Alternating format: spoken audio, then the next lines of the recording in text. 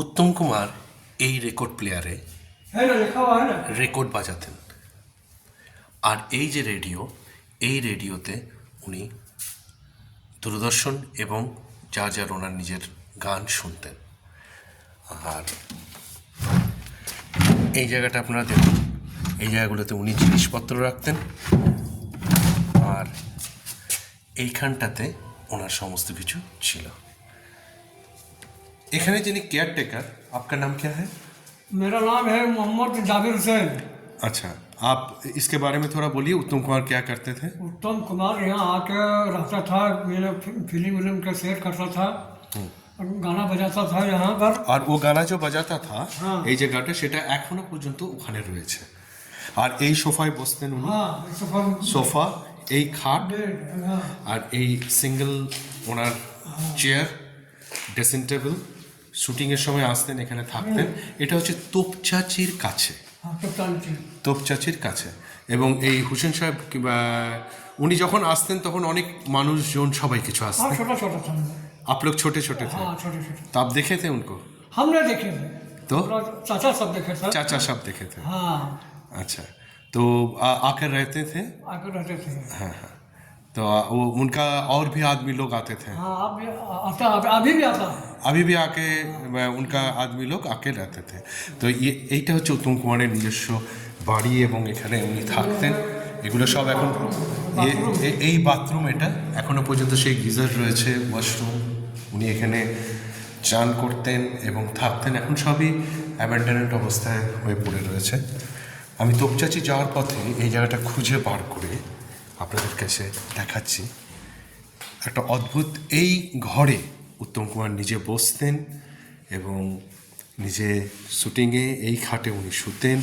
এই জিনিসগুলো সেই সময়কার ফার্নিচার, সেই সময়কার ড্রেসিং টেবিল। আর সবচেয়ে বড় কথা যে এখানে উনি এই রেকর্ড প্লেয়ারের মধ্যে গান শুনতেন, ওনার স্পর্শ এখানে সমস্ত রয়েছে।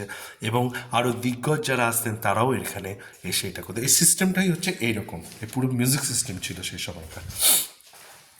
উত্তম কুমারের চেয়ার, এই ডাইনিংয়ে বসে ওনারা খাওয়া দাওয়া করতেন।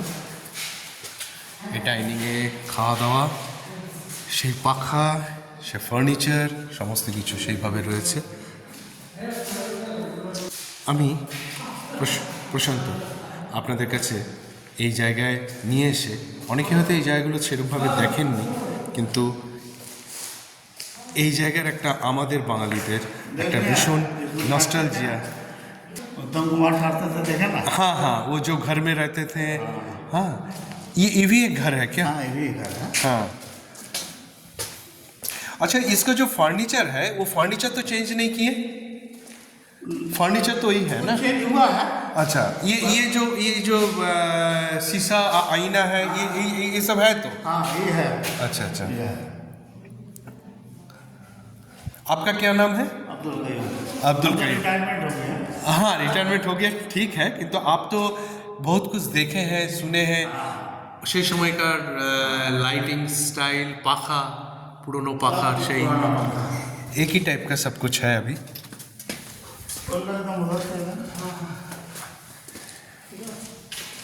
কাঠের চেয়ার, সোফা, সমস্ত কিছু সেইভাবে রয়েছে এবং গোডাউন হয়ে রয়েছেন এখানে সমস্ত কিছু।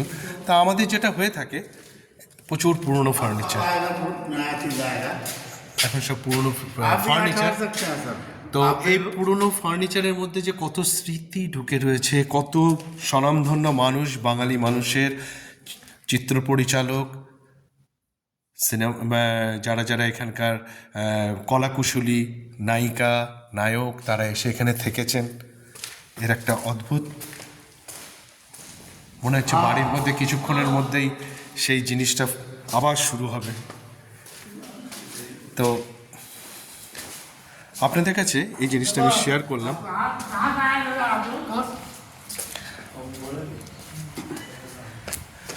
এই হচ্ছে ওনার বাইরের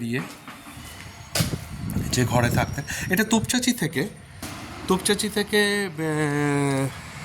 সামনে তোপচাচি যাওয়ার রাস্তাটাতে আগেই হচ্ছে এই জায়গাটি। এবং এই জায়গার মধ্যে, এই জায়গাটা একটা বাংলো টাইপের, পুরো বাংলো টাইপের এই পজিশনটা। আর এতটা জমি নিয়ে এটা ছিল। এখনো রং করে এবং এই জিনিসটা সেইভাবে রয়েছে। এখনো কিছু কাজকর্ম চলছে। সে পুরনো পাখা, গাড়ি বারান্দা একটা নস্টালজিয়ার মধ্যে অত্যন্ত সুন্দরভাবে রয়েছে। মনে হয় যেন এখনই কিছুক্ষণের মধ্যে উনি আবার আসবেন এবং শুটিংয়ের মধ্যে থাকবেন। যাই হোক, আপনাদের কাছে আমার একটা সুন্দর পরিবেশনা রইল এখানে। পরবর্তী সময়ে আপনারা আসুন তোপচাচিতে এসে এই সুন্দর জায়গাটা দেখে উপভোগ করতে পারবেন। ঠিক আছে, তোপচাচির আগে উত্তম কুমারের যে ঘর এবং জায়গার জিনিসটা থেকে কিন্তু আপনাদের কাছে বিদায় নিচ্ছি। নমস্কার।